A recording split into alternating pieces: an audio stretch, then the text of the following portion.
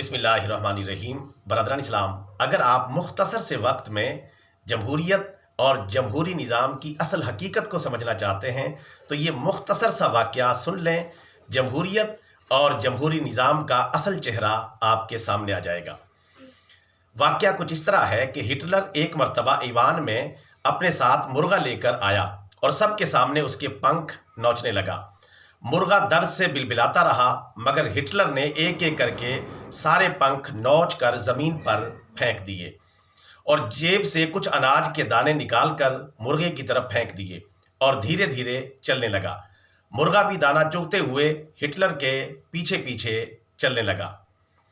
Hitler دانہ پھینکتا گیا، مرغا دانہ کھاتا ہوا ہٹلر کے پیچھے چلتا رہا اور آخر کار وہ مرغا ہٹلر کے پیروں میں آ کر کھڑا ہو گیا جس نے اس پر ظلم کیا تھا۔ تب ہٹلر نے سپیکر کی طرف دیکھ کر تاریخی جملہ کہا اور جمہوریت کی حقیقت کو بیان کیا کہ جمہوری ملکوں میں عوام اس مرغے کی طرح ہوتے ہیں۔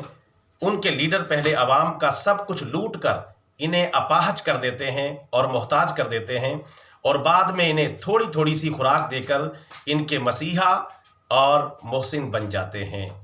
یہی حال ہے جمہوری نظام کا اور جمہوریت کا، اور ہمارے جمہوری حکمران اور جمہوری سیاستدان بھی یہی کچھ کرتے ہیں۔ اللہ تعالیٰ ہمیں عقل سلیم اور سمجھ عطا فرمائے اور اصل نظام اسلامی نظام کی طرف لوٹنے کی توفیق عطا فرمائے۔ ویڈیو اچھی لگی ہے کہ ویڈیو کو لائک اور شیئر کر لیں اور ہمارا چینل بطور صدقہ جاریہ سبسکرائب کر لیں تاکہ ہماری اور آپ کی دوبارہ بھی ملاقات ہو سکے۔ جزاک اللہ خیرہ۔